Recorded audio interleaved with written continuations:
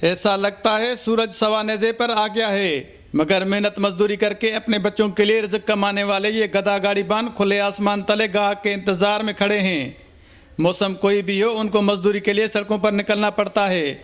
मेहनत कशों का कहना है कि ये हवाई रोजगार है, कभी लग जाता है तो कभी कुछ नहीं भी मिलता और फाकों तक नौबत आ जाती है।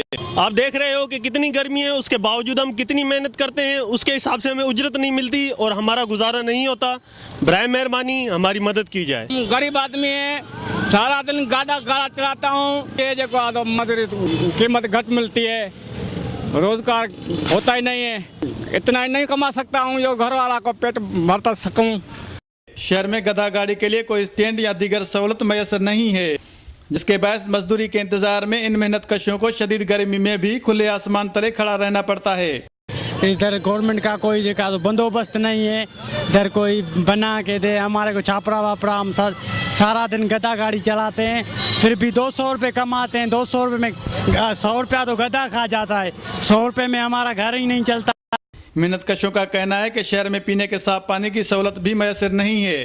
गधा गाड़ी चलाने वाले मेहनत कशों का कहना है कि तपती धूप में मेहनत करने के बावजूद भी वो मसाइल का शिकार हैं। महंगाई ने उनकी कमर तोड़ दी है, हुकूमत इनकी मदद करे तो वो सुख की सांस ले सकते हैं। कैमरामैन हुसैन सुमरो के साथ जायद राज पर समा नशर फरोज।